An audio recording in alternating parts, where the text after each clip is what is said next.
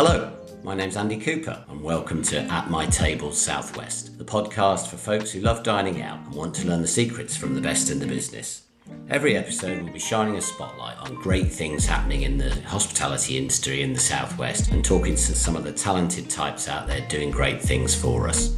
And I'm proud to say that every episode we're sponsored by Southwest 660, the iconic road trip stretching from Poole in Dorset to Watchet in Somerset. And at my table this episode is a man who could rightly be described as Mr. Hospitality himself, although the actual title of Simon Numphud's job is the Managing Director of AA Media, the organisation we all know for putting its badge and its mark on great hospitality experiences across the country, and many of them in the Southwest are top of our list when it comes to visiting. So let's see what Simon has to say about his life and his views on hospitality.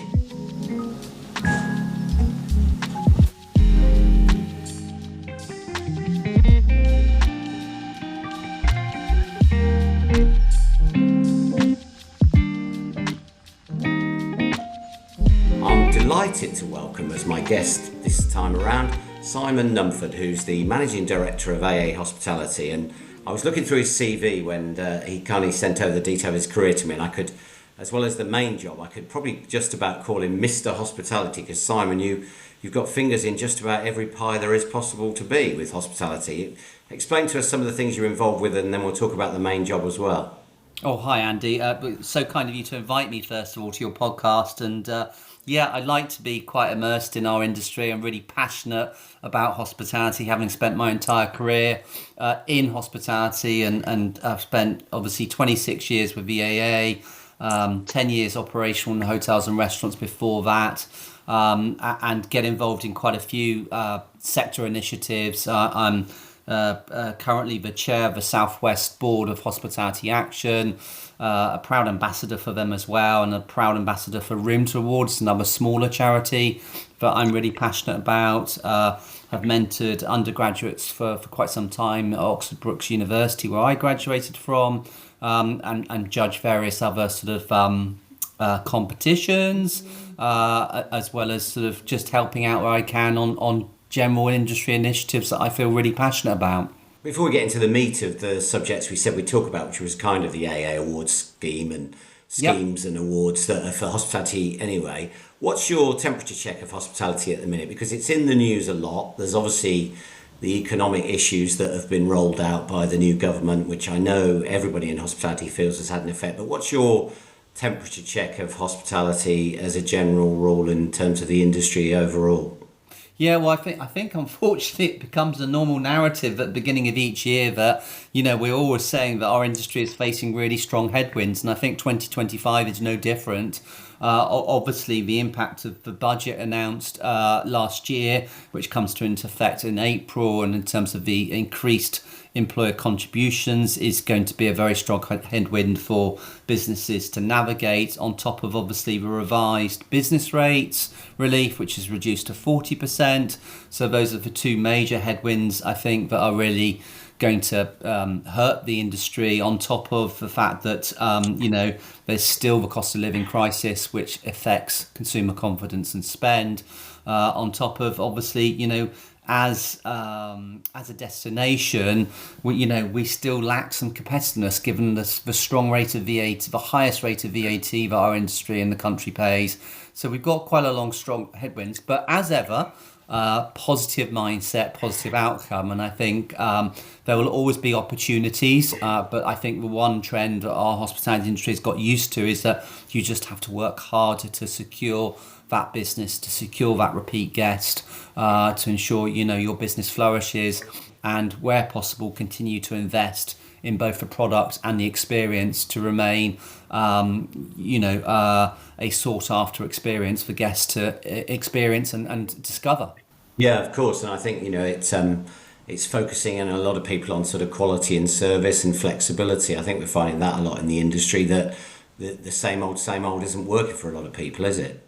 Oh, absolutely. And I think I write a column with Boutique Hotelier, for example, on a monthly basis. And one of the last articles I wrote was, I think really the future is all around experiential led products and services. That's what the consumer's looking for, and that comes down to people that breathe life and energy and soul into businesses, and that experience, and making them more personalised, connecting at a human level and a local level to deliver that wonderful experience. And I think that is really one of the unique USPs that hospitality can really sort of leverage to their advantage moving forwards.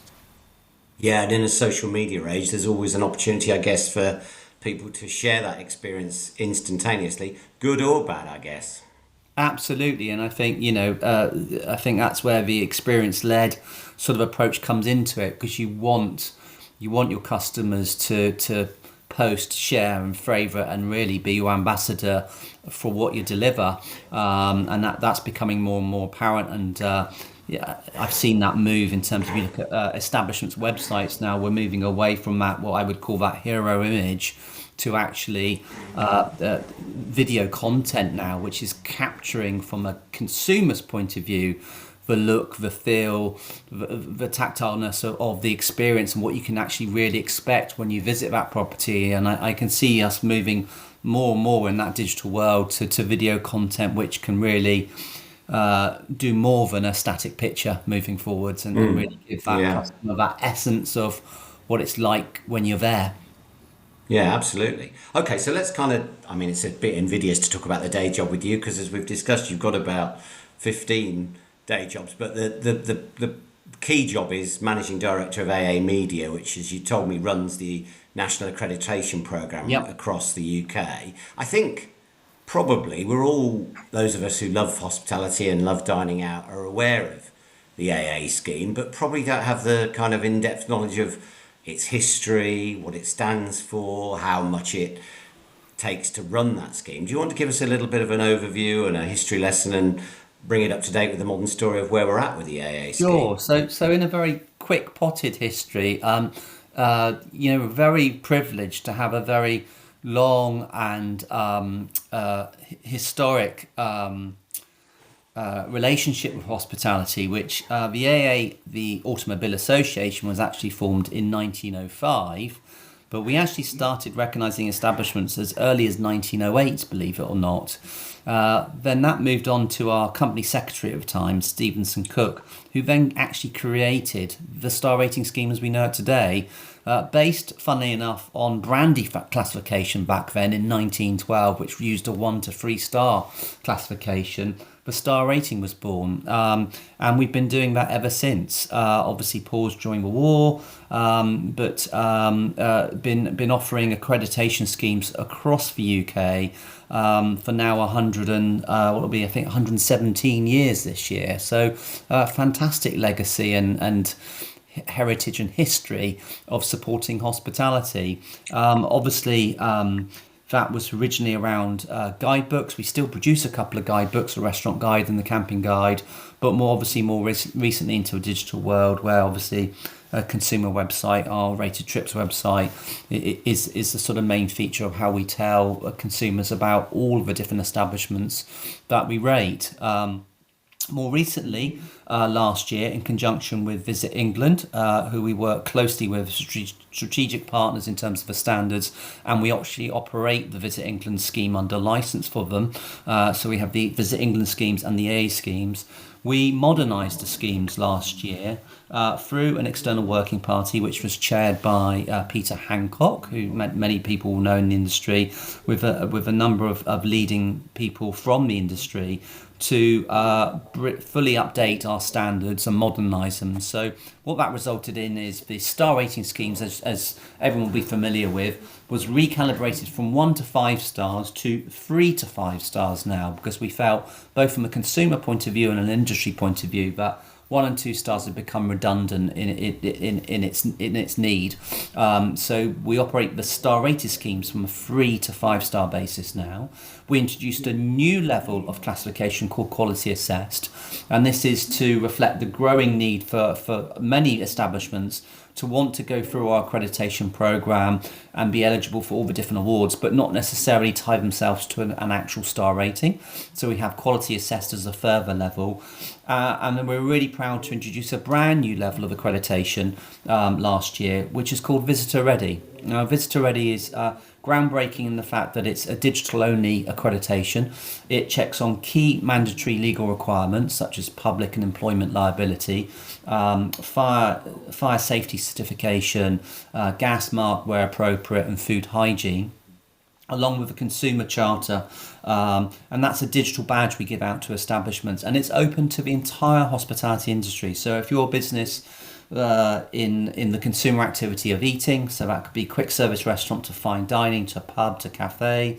If you have any form of accommodation, so where to stay, that could be a hotel, a B&B, or any kind of alternative accommodation, you can apply. And if you're a place to visit, so that could be a tourist attraction, a cinema, a bowling alley, we have a scheme for everyone in hospitality now. And it's completely free of charge. There's no catch. It'll probably take you about 20 minutes to upload your documentation on the system. That's checked and verified by actual people. It's not automated. And then we offer a digital badge there onwards. And it also creates a digital wallet for establishments, particularly SMEs, small businesses, to keep all their documents in one place.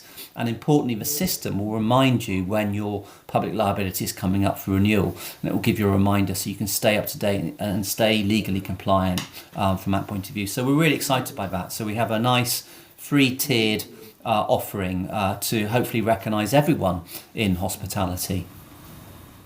Okay, that sort of loops back to the kind of move that a lot of publishers, I guess, and in this instance you're almost talking about the AA as a publisher, Yes. struggled, I think, with the move from print to digital, but it looks to me like the AA's been at the vanguard of recognising that life has moved into a digital space and gripped it by the horns almost. Yeah, I think we are still another part of our business. AA Media is publishing. We still publish, believe it or not, over 10 atlases every year, despite the prevalence of sat-nav systems. So I think that tells a story in itself. A range of guidebooks and a range of other products, printed products, including driving titles, theory test, highway code, etc. So publishing is there. It's more niche. It obviously has grown because of digital, but I think it's just finding and understanding your niches in that respect, but also it is about evolvement of product, and it is about embracing digital, which is very, very important now, particularly in the hospitality field.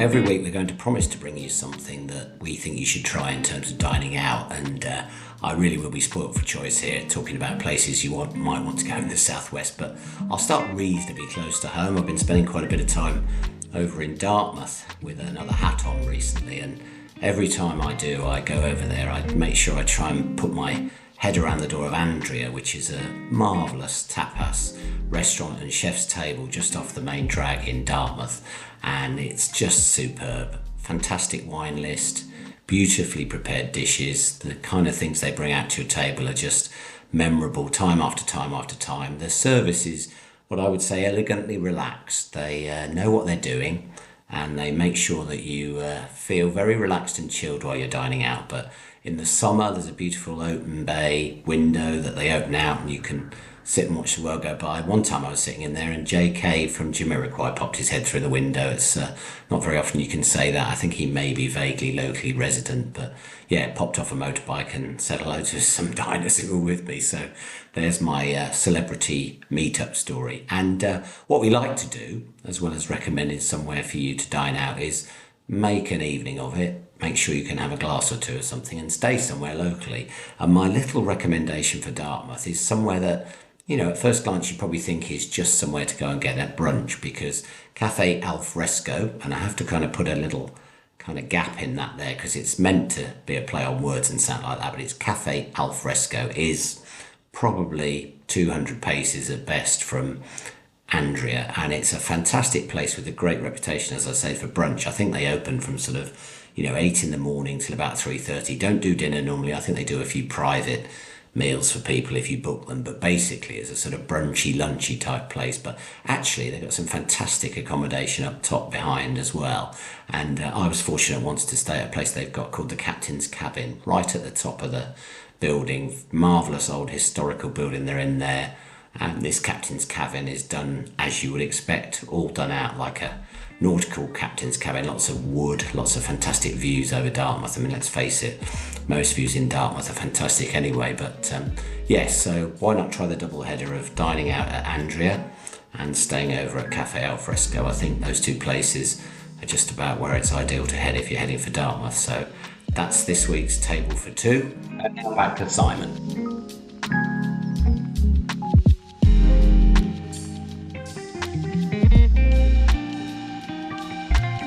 And for the consumer, which I'm aiming, to talk about in terms of this podcast's target audience, explain the process a little bit. You want to be inspected or rated or put together some sort of package that the AA looks at. What happens if I'm a cafe in North Devon and I want to have you rate us? Do you apply, like you say, and you upload your documentation? Absolutely. What do you do with that then? Yeah, from any business point of view, they would have to apply. If it's visitor ready, quality assessed or star rating, they would make an application to us. If they were approaching us from a star rating point of view, for example, they'd submit an application. There is a fee because we have to send a professional inspector out to visit, create a report, and that comes with a range of benefits as well. We would stay in the property as a mystery guest like any other customer. We would make a reservation, we would check in, we'd go through the whole experience on what's on offer, and it's about experiencing what the property offers, not what they don't offer, essentially. So it's not really focused around facilities, it's about what they offer, if that makes sense, and the quality of what they offer.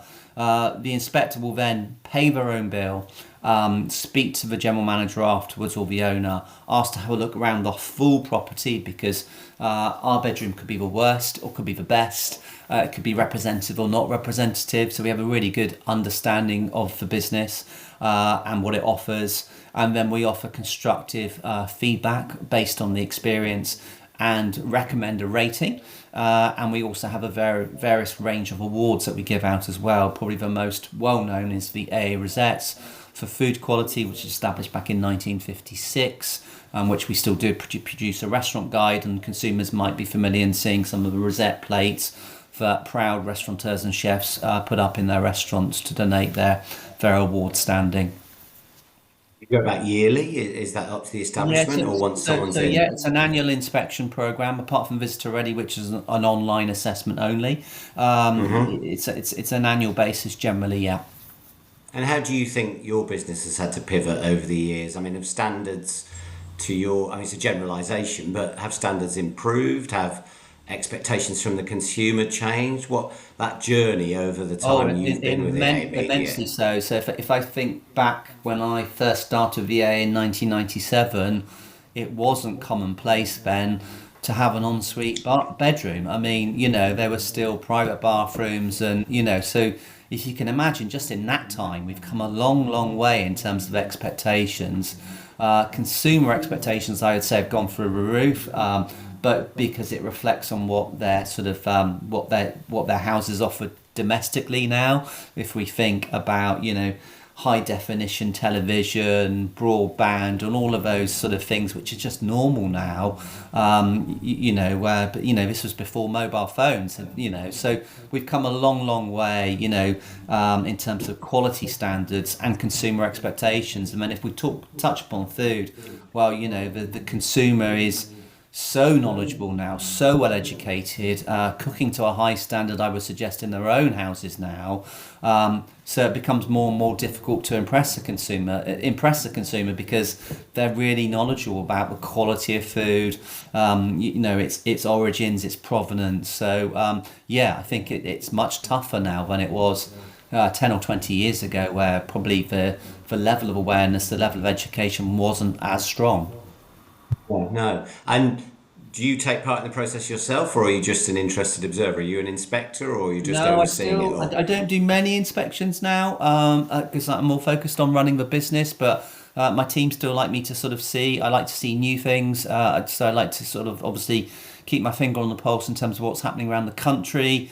And up to date with particularly new product coming in. I've been very fortunate over 26 years. I've probably stayed in most hotels and eaten in most restaurants in that time. But it's good sometimes to go back to a place I haven't been for some time and to also see new places.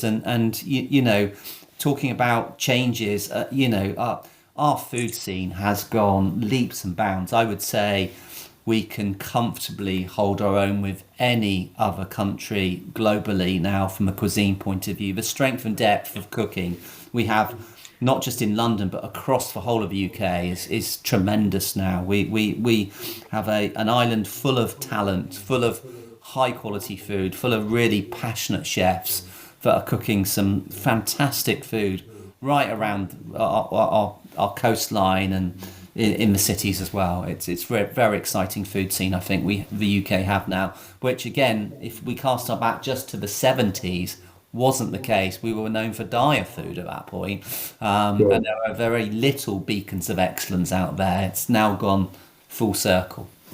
Which kind of gives you hope for the industry's future, I guess.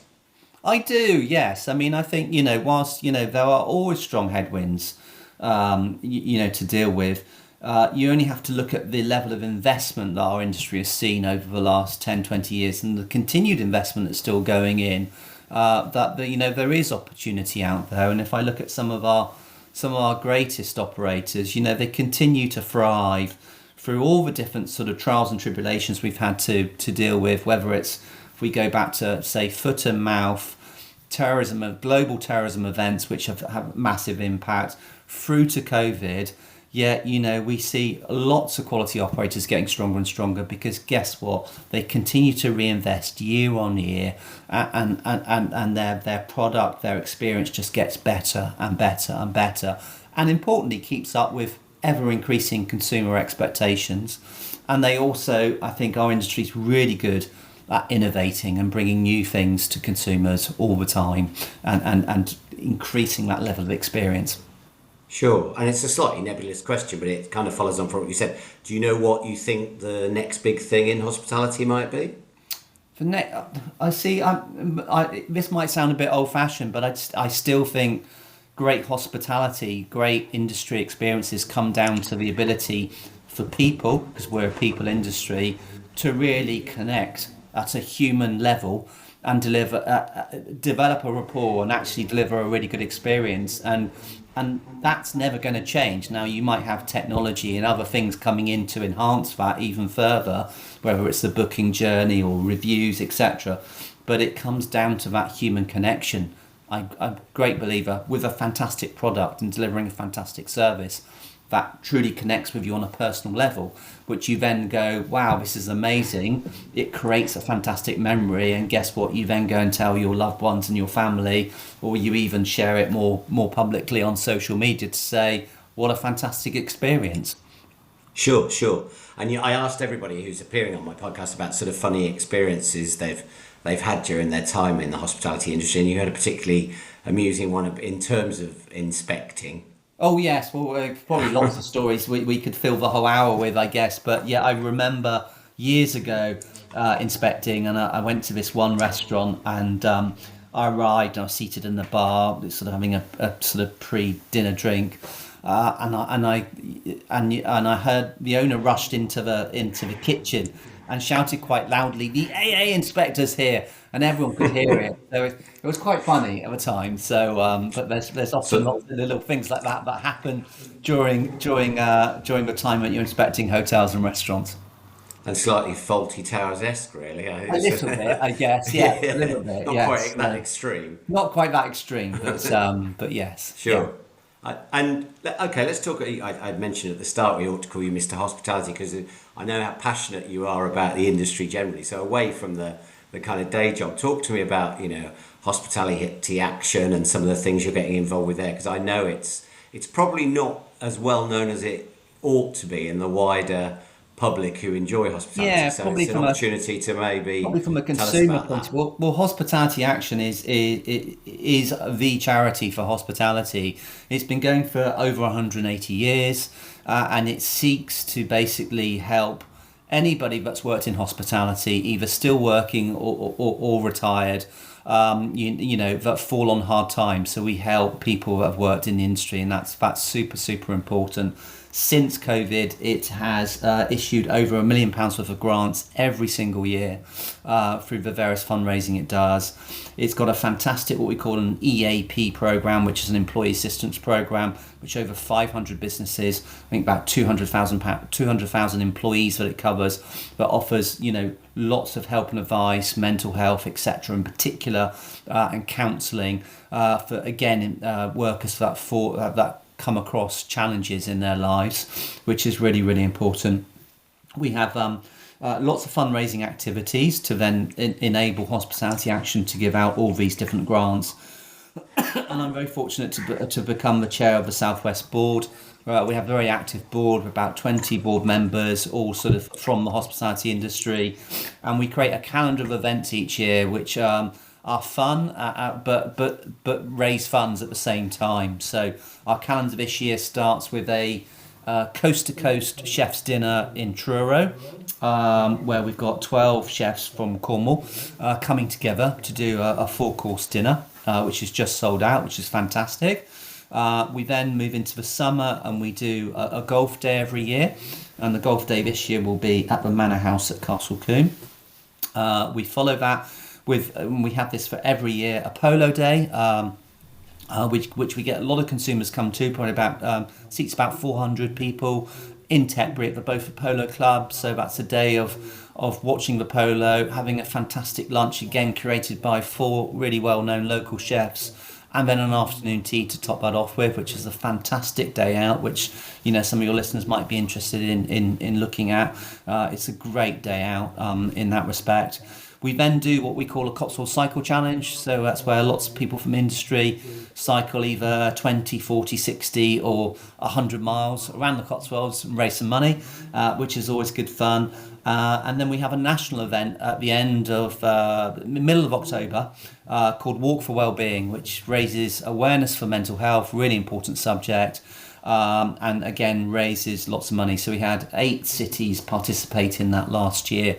Over 1,000 walkers and raised £130,000 on the day, which is amazing. So we do lots of activity like that. Sure, and it sounds to me like it's the kind of times when that under the radar stuff is very, very much needed by people in the industry. Oh gosh, and there's some of the stories are truly inspirational and heartbreaking at the same time.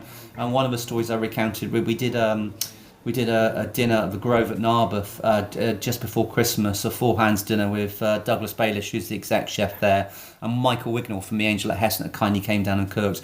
And we had 65 guests there, which was fantastic. We raised over £15,000 on the night.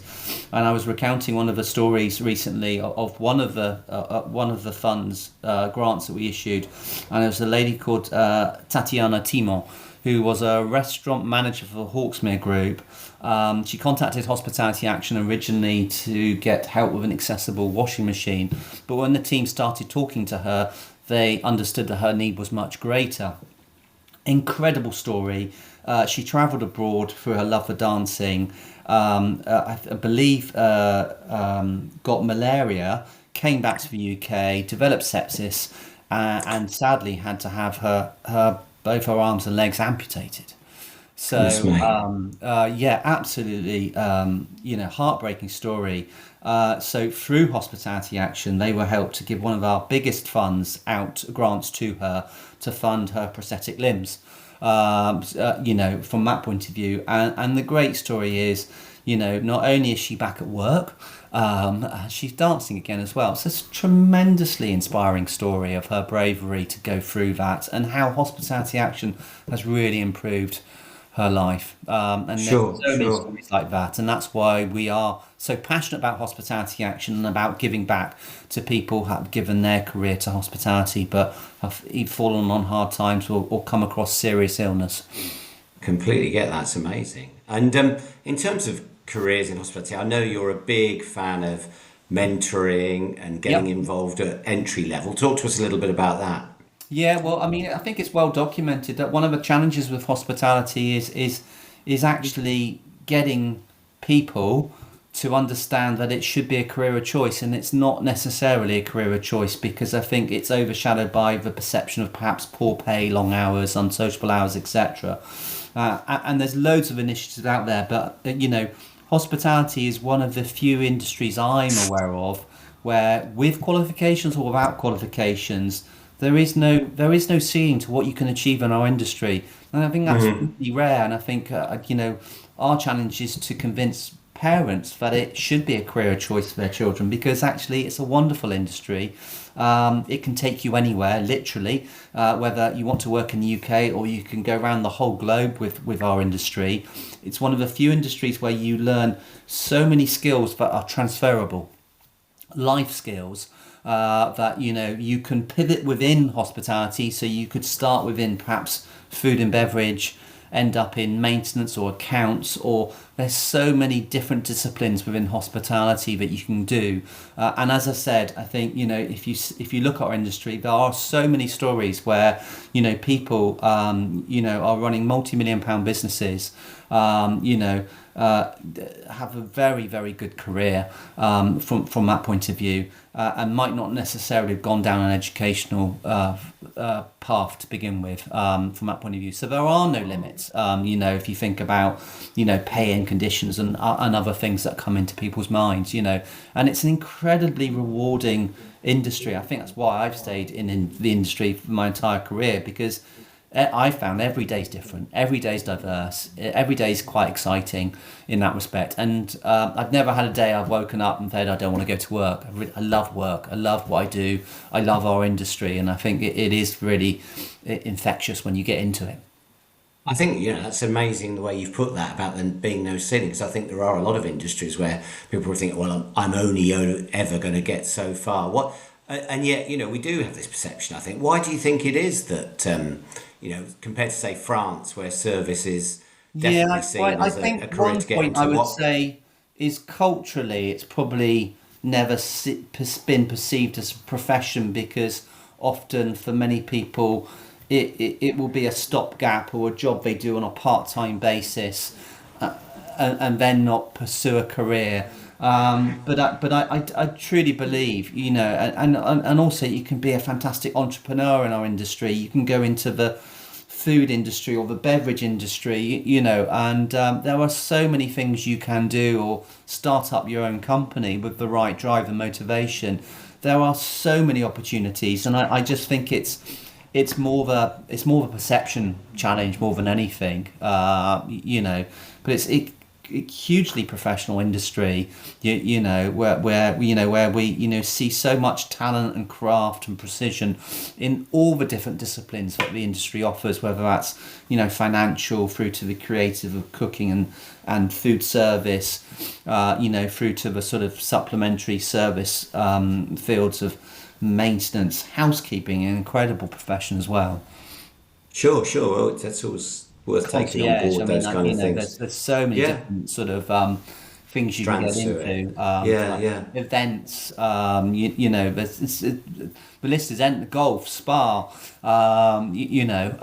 There is so much thing, and there is, because you know, um, there is always the need for high quality people. That's why it's another reason to go into our industry. Whereas, if you go into other professions, there can be very limited opportunities as you go up.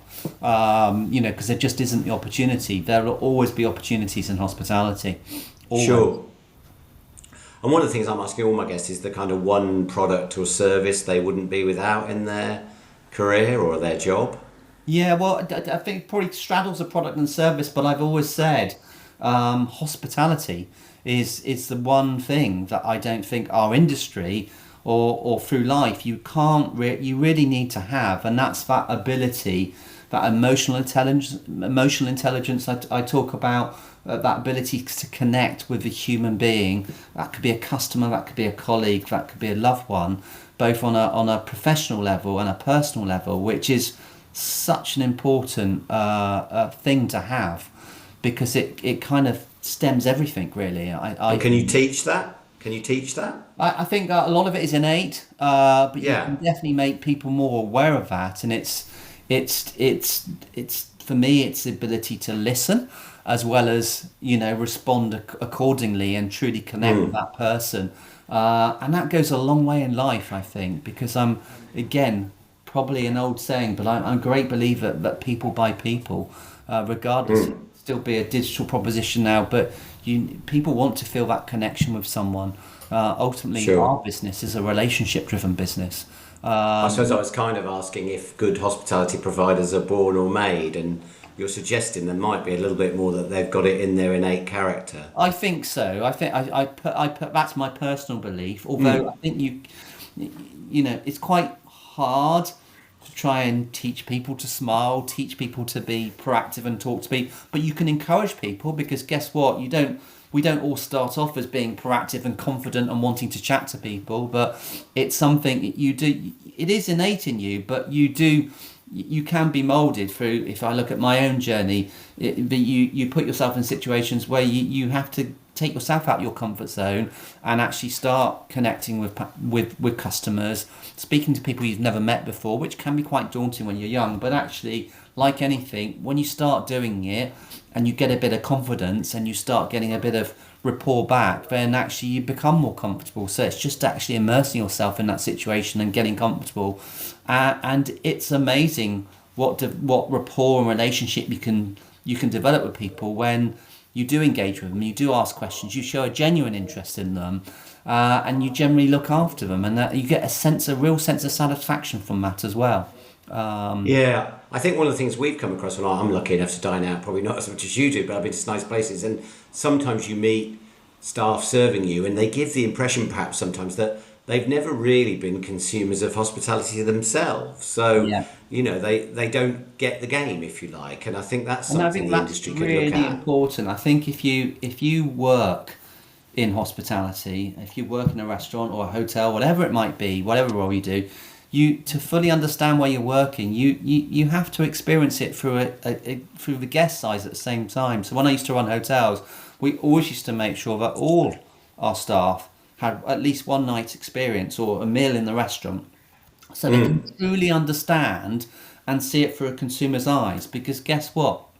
You're working in a restaurant, you see everything at a different level because you're already standing, whereas the customer's always sitting down, so what they see is already at a different level. And it's just understanding that and Yeah. understanding how hospitality, how service might come across as a customer. And it's often it's nothing that you've done wrong, but it's actually sometimes for lack of proactiveness that then you think, oh gosh, maybe they don't want to look after me, or you give the wrong perception for doing nothing actually. So it's being mindful of what it feels like to sit there. It's the same for a chef to eat their food sitting at the table is very different to tasting a dish at the pass under bright lights. It's completely different.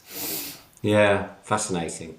And finally, I won't keep you too long because you're a busy man, but this is a very tough question for a man who basically runs the AA guide system, but your own personal favourites, places to either stay or Oh dine, gosh, and there are so many, and that's not. I hope sure. that's not a cop out, because No, I no, get I asked that a thought you might lot. Because I struggle. get asked, oh, where's your favourite hotel? Well, I've got lots of different hotels for different things, whether it's if I'm having a round of golf or I want a gastronomic event, etc. I'd probably just mention let's talk about the most recent meal. The first meal I've had in 2025. I was very fortunate on Friday night to go and eat at Jason Atherton's new restaurant, Row on 5. He's been planning it since COVID. It's on Savile Row. It's the first restaurant ever in Savile Row. It basically occupies 2 floors of what used to be 2 separate tailors. Gosh, what a restaurant. A real wow, memorable experience from start to finish. Meticulous detail. Different experiential led dining, so you don't just sit in one area, you move around a little bit. 15 Interesting. 15 immaculate courses, fantastic chef brigade, but fantastic food service team as well. Stellar wine list, stellar food. Obviously very top end dining. But what a privilege to experience such excellence for such a That's new a restaurant. high bar for It 2025. is a high it's a high start. So from that, that's just my most recent experience I could share with you. But there are so many other great things. I recently, just before Christmas, just to mention an accommodation place, I stayed at the Reeds at South Lodge. So South Lodge, part of the exclusive collection, one of our previous spa hotels of the year, and they've just created a fantastic range of sort of luxury lodges called the Reeds, which circle a sort of natural lake where you can natural swim. It's part of the offering. Overlook the vineyards they planted with English wine, and absolutely stunning, made with sustainability in mind, made with lots of natural materials, but very luxurious, a real sort of retreat for mindfulness, access to a spa, but obviously with gastronomic elements, with the past being there as well. So super impressed with that product as well. Sure. And at the risk of getting you lynched the next time you head into the southwest, for our region, so somewhere in Cornwall, Devon, Dorset, or Somerset, where Right, would yeah, you? lots of fantastic places in the southwest. I live in Bath myself, so you've got Chris Cleghorn at the Queensbury, for example. You've got Jacques at Bath Priory. You've got Howell up at Lupnam Park.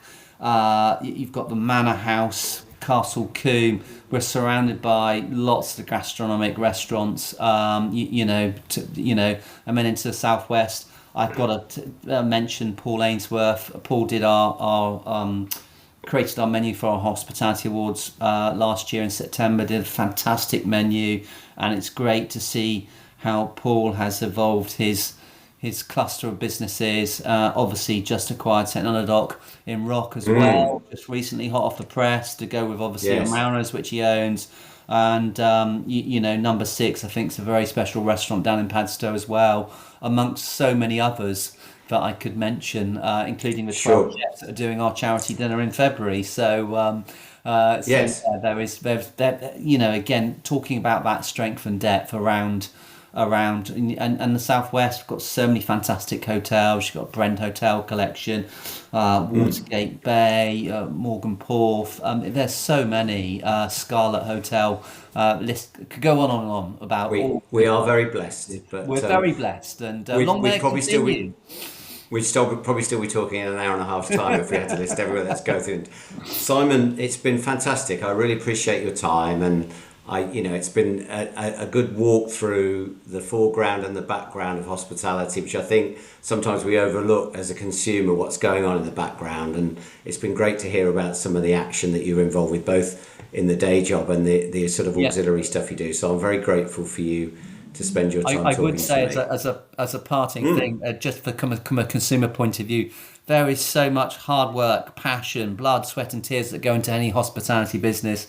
So I would say to all consumers, please do support your local restaurant, your local hotel, your local hospitality business, because they do support the infrastructure of the whole community. They're a nerve point in my view, and it's getting harder and harder to run them. So do please support them, because they rely on local business as well. They that's really, really important. So do support your local hospitality business. It's really important, because they want to look after their community as well.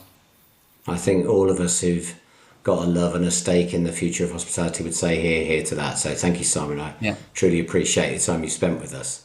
pleasure. Thank you.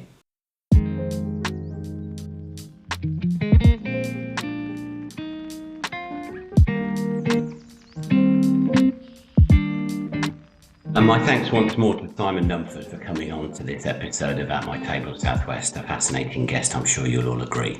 Now, every week we're going to have a little bit of fun with our whoop of the week and our whinge of the week. So something that's made us happy in hospitality in the Southwest, and something that's made us a little bit narky. So why don't we do the whoop first, because it's always best to start with the good news, isn't it? I think so, although I'll be ending on the bad news now, so maybe I've got the wrong round. But our whoop of the week, little shout out, and they're not the only place to do this, but they're the first place I saw who I knew would do it. And they're a place called Sabatini's in Exeter, and their little marketing shtick, which I think a lot of places could take note of, is if you go and dine with them, they give you a little envelope on departure, which is sealed. Here's the important bit. And they make sure that somewhere in that is an offer for the next time you sit down. Now, the key thing is you can't open the envelope until you go in the next time. So you could be sitting there on a 50% discount, 10% discount, 20% discount. But what a genius idea, because it rewards loyalty. It does make you think about rebooking again. I know I've fallen for it, but Sabatini's is a good Italian restaurant anyway, so it's not a hardship to go back there. But this is the kind of innovation I think that would be a great idea for others to pick up on, because as we all know, repeat business is absolutely fundamental to the success of the industry, and I like to think that hopefully others might pick up on such innovations, or at least say to people, here's a reason for coming back. And it's the mystery element of it that I think is great there. So well done them, and I've seen it in a couple of other places as well, so most enjoyable to see people doing something a bit different in terms of publicity.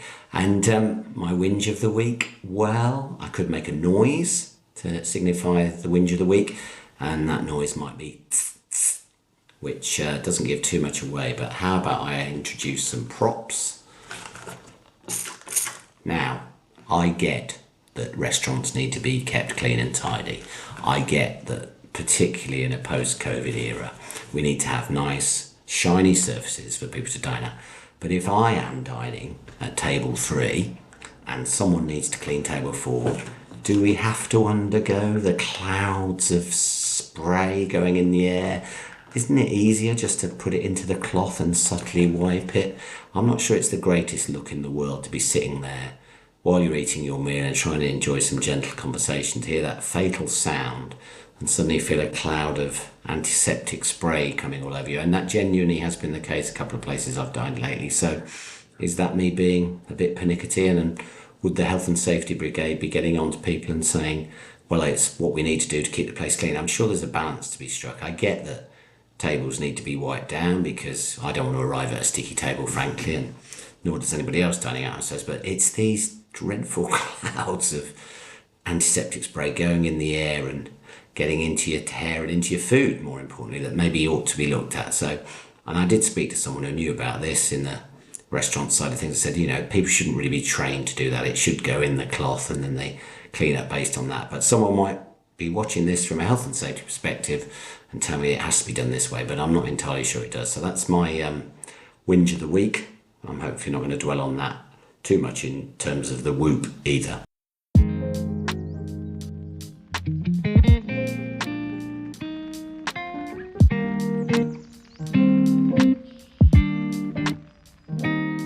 Well, thank you so much for listening to At My Table Southwest, which is a podcast we hope will bring a bit of a pivot between those in the hospitality industry and those who love dining out and staying at wonderful places in the Southwest. It's my intention every week to give you a little bit more insight into the people who run the industry, which we all know and love, and giving you a little bit of an opportunity to come back at them with questions or suggestions or your own experiences based on some of the things I've covered. So if you do want to get in touch with us, contact us at atmytablesouthwest@gmail.com, and we'd love to get some feedback from you about A, what you think about the podcast, and B, places or people you think we should put the focus on. And as I said at the top of the show, we're proudly sponsored by Southwest 660, the iconic road trip stretching from Poole in Dorset to Watchet in Somerset. So I look forward to having your company next time around, and thank you for joining me.